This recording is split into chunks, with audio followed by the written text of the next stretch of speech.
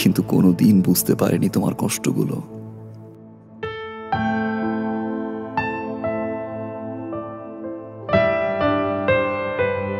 আমি সরি মা।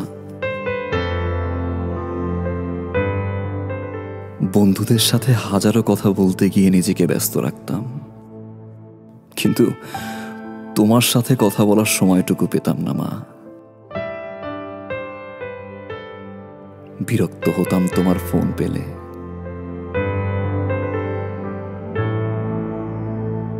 আমি সরি মা।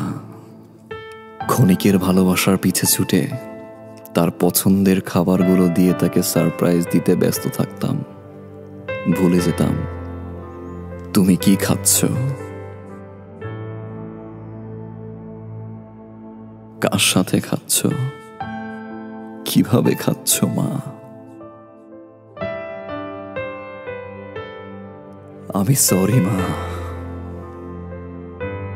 হাজারো মানুষের ভিড়ে নিজেকে জড়িয়ে রাখতাম। তুমি বাবা বাবা বলে বারবার ডাকতে মা।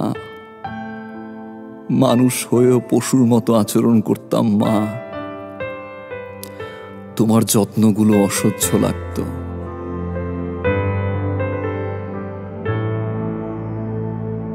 আজ তোমার দুপা জড়িয়ে ধরে বলতে ইচ্ছে করে আমি সরি মা।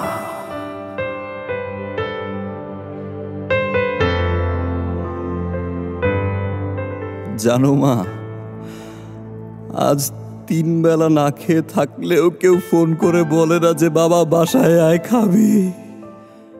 সকালবেলা ঘুম থেকে উঠলে মা কেউ আর বলে না যে বাবা তোর পছন্দের খিচুড়ি রান্না করেছি, আয় ওঠ তোর ভাইয়ের সাথে খাবি। জানো মা, গত সপ্তাহে প্রচন্ড জ্বর ছিল।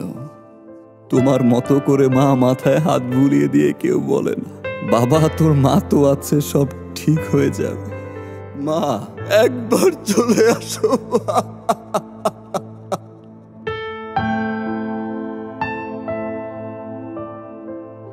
মা কোনোদিন বলতে পারিনি, আজ একটা বার বলতে চাই সরি মা, and I love you। মাফ করে দিও মা।